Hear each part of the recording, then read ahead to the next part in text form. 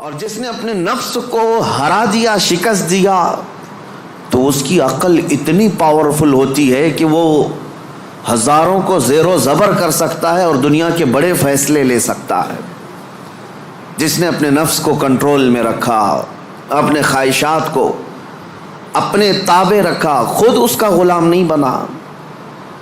میرے عزیزو، قرآن کی ایک آیت میں آپ کو بتاتا ہوں، کتنا بڑا لفظ اللہ تعالیٰ نے قرآن میں فرمایا، توجہ، کتنا بڑا لفظ ہے یہ۔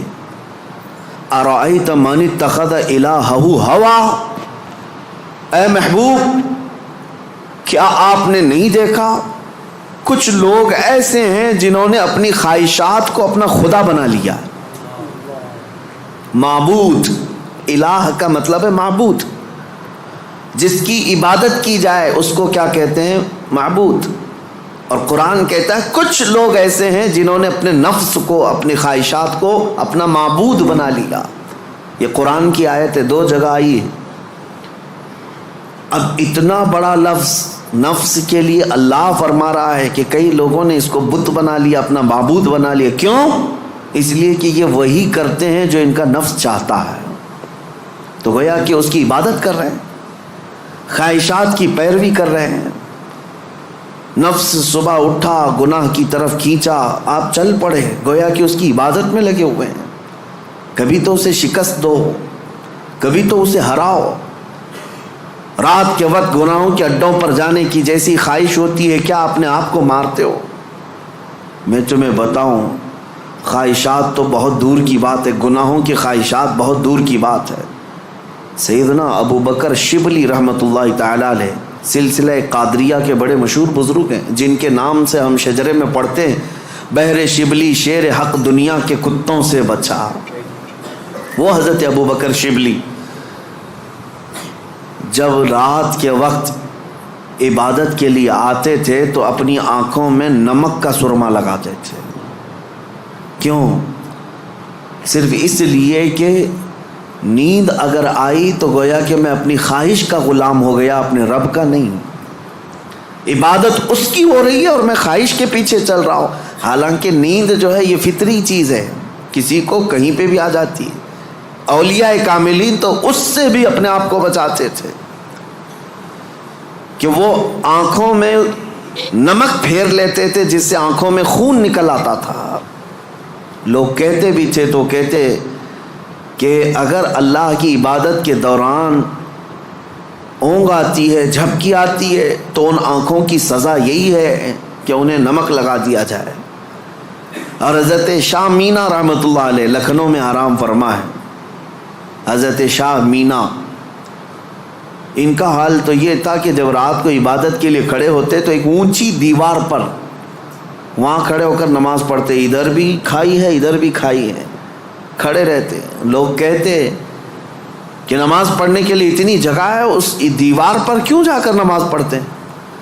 حضرت شاہ مینا فرماتے تاکہ میں ہمیشہ اللہ کی عبادت میں مصروف رہوں، اگر نیند آئی تو میرا جسم دیوار سے نیچے آ سکتا ہے اور اس جسم کو وہی سزا ملنی چاہیے جو اپنے رب سے غافل ہوتا ہو۔ نفس کے خلاف وہ اولیاء جنگ کرتے رہے، لڑتے رہے۔ سب سے بڑی خطرناک چیز آج ہمارے ساتھ جو چل رہی وہ ہمارے خواہشات سے ہے۔ اور میرے آقا صلی اللہ علیہ وسلم ارشاد فرماتے ہیں لا یؤمن احدکم حتی یکون ہواہ تبعا لما جئت بہ، تم میں سے اس وقت تک کوئی مومن نہیں ہو سکتا جب تک اپنی خواہشات کو میری مرضی کے حوالے نہیں کرے گا۔ تم ویسا جب تک نہیں کرو گے جیسا رسول اللہ چاہیں، تب تک تم مومن نہیں ہو۔ تم وہ کرتے ہو جیسا تم چاہتے ہو، تمہاری مرضی، تمہاری خوشی، تمہیں جو اچھا لگا وہ کرنے لگے۔ یہ مومن کامل کی علامت نہیں۔ مومن کامل وہ ہے جو اپنی زندگی میں وہ کرے جو رسول پسند کرے، ان کی مرضی کے مطابق۔ میرے عزیزو، خواہشات یہ لامتناہی سلسلہ ہے، نہ ختم ہونے والا سلسلہ ہے۔ کسی بھی خواہش کا کوئی اینڈ نہیں ہے، کر کے دیکھ لو۔ تمہیں اگر دولت کی خواہش پریشان کرتی ہے تو کماؤ کماؤ کماؤ، کہاں تک جاؤ گے؟ کبھی بھی پیٹ نہیں بھر سکتا۔ نبی پاک صلی اللہ علیہ وسلم ارشاد فرماتے ہیں قبر کی مٹی ہی اس کا پیٹ بھر سکتی ہے۔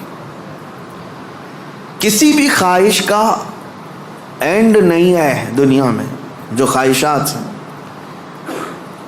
مال کی خواہش، میں یہ نہیں کہہ رہا کہ کسی کو مال کمانا ہی نہیں چاہیے، ارے میاں زندگی گزارنے کے لیے ہر ایک کو کمانا ہے، ہر ایک کو کمانا ہے، لیکن میں جس چیز کی مذمت کر رہا ہوں غلام بن کر کے پیچھے بھاگنا۔ جیسے فارسی میں کہا گیا ہے خوردن برائے زندگی اس نہ کہ زندگی برائے خوردن۔ کھانا جو ہے تمہاری زندگی کے لیے ہے، پوری زندگی کھانے کے لیے نہیں ہے۔ فرق دونوں میں سمجھ رہے آپ؟ مال تمہاری زندگی گزارنے کے لیے ضروری ہے، لیکن پوری زندگی مال کے لیے نہیں ہے۔ لیکن خواہشات کبھی ختم نہیں ہوتی۔ شہوت کی خواہشات، نفس جیسے جنسی عمل کے ذریعے سے اپنے جسم کو سکون پہنچانے کی کوشش کرتا ہے، وہ خواہشات بھی کبھی ختم نہیں ہوتی، کبھی ختم نہیں ہوتی۔ اگر اس نے اپنے اس گھوڑے کو، نفس کے گھوڑے کو آزاد چھوڑ دیا تو وہ کہیں پر بھی اس کی خواہشات جا کر رکتی نہیں۔ نہ وہ ایک عورت پر صبر کر سکتا ہے، نہ 10 عورتوں پر، نہ 100 عورتوں پر۔ اگر اس نے اپنے خواہشات کے اس گھوڑے کی لگام نہیں پکڑی تو کہیں اینڈ نہیں ہے اس کا، کہیں اینڈ نہیں ہے۔ مرنے کے وقت بھی یہ خواہشات اسے گناہ کی طرف لے جا سکتی ہیں۔ یہ شرمگاہ کی خواہشات اور زبان کی جو خواہشات ہیں، چٹکارا جس کو کہتے ہیں، لذت، اس کا بھی کوئی اینڈ نہیں۔ میں نے ایک ایسے صاحب کو بھی دیکھا، ان کے بیٹے میرے ساتھی تھے، وہ تو مذاق میں کہتے تھے کہ ان کے باپ ICU میں تھے، جس دن ان کا انتقال ہونا تھا اس دن بھی وہ بریانی منگوا رہے تھے ICU میں۔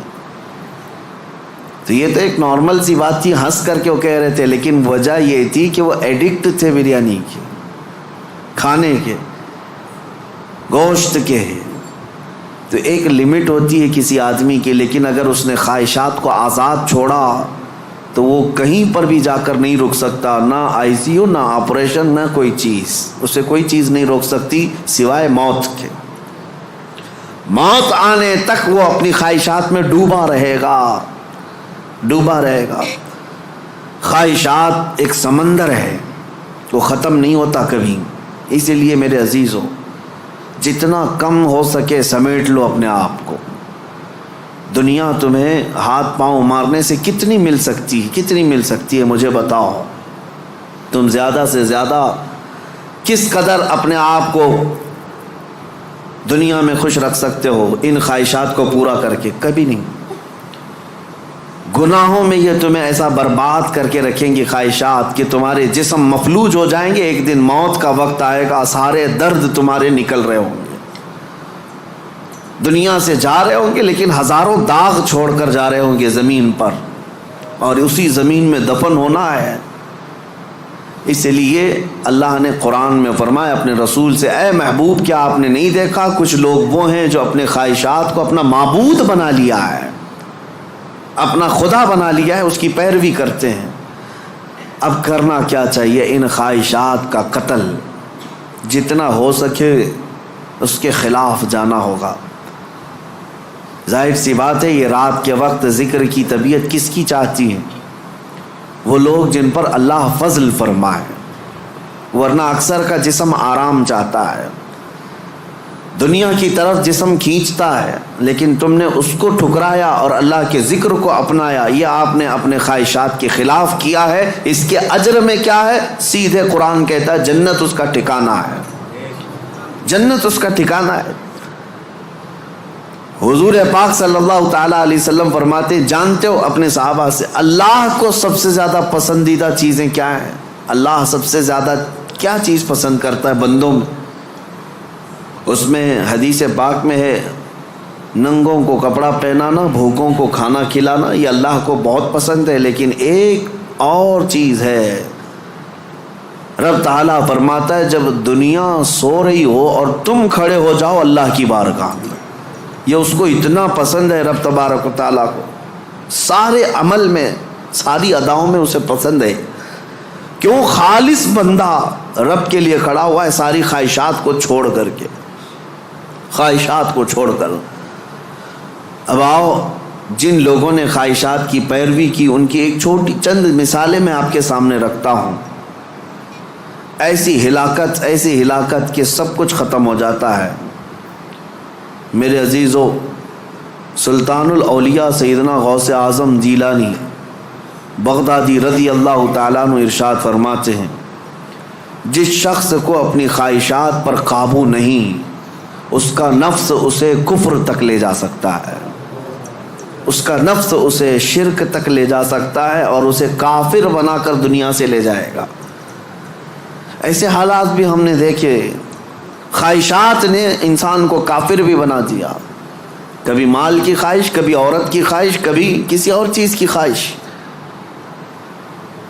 اللہ اکبر، وہ صحابہ کیسے تھے جنہوں نے اپنی ساری خواہشات کو میرے مصطفیٰ کی مرضی پر قربان کر دیا تھا، ہر چیز کو قربان کیا تھا.